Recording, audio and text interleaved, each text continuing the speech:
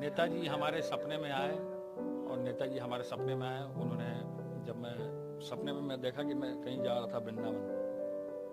वृंदावन जाते समय मैंने नेताजी को देखा सपने में। उसके बाद सफाई गांव गया मैं, वहाँ देखे कि नेताजी बैठे हुए थे और किन्हीं लोगों से चर्चा कर रहे थे, कुछ पॉलिटिकल चर्चा कर रहे होंगे। वहाँ उस बीच मैं वहाँ मिला उनसे और वो हमको देखे तो रास्ता पर रह गए कि आप तेज प्रताप जी अचानक से कैसे आ गए। हम लोग वृंदावन जा रहे थे, नेताजी आपसे मिलना था हमको। तो उसके बाद हमने नेताजी को बोला कि आपका गांव हम घूमना चाहते हैं। तो नेताजी बोले ठीक है। तो उसके बाद हम नेताजी को बोले कि आप साइकिल मंगवाइए, तो नेताजी और खुश हो गए। उसके बाद नेताजी के साथ हमने साइकिल पे बैठे और वो भी साइकिल पे बैठे। वो भी चला रहे थे मेरे साथ, वो मेरा राइट साइड थे, हम लेफ्ट साइड थे। वो भी चला रहे थे साइकिल और मैं भी चला रहा था। तो फिर कुछ दूर मैं गया तो वहाँ कोई गांव में टूटा पुल था, तो वहाँ पे कोई औरत थी, कोई महिला थी खड़ी, गांव की ग्रामीण कोई होंगी, तो वो खड़ी थी। तो नेताजी से उन्होंने पूछा कि नेताजी इधर कहाँ। तो हम बोले कि हम जा रहे हैं, ये तेज प्रताप जी हैं, ये बिहार से आए हैं, इनको हम लेके अपना गाँव घुमाने जा रहे हैं। तो नेताजी कहीं गाँव में ही किसी की शादी हो रही थी, उसमें सम्मिलित हुए, हमको भी सम्मिलित कराए। और उसके बाद मेरे कमरे में आ गया अचानक से नेताजी।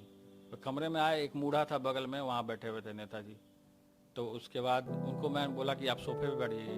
तो नहीं, नेताजी बहुत सिंपल हैं, शुरू से ही थे वो, और उनका जनता से बहुत नज़दीकी का इंटरेक्शन और पब्लिक के बीच में धरातल से जुड़े हुए समाजवादी का जो विचार होता है उसको फैलाया उन्होंने। और मैं भी जमीन पे बैठ गया। फिर पॉलिटिकल चर्चा होने लगी नेताजी से।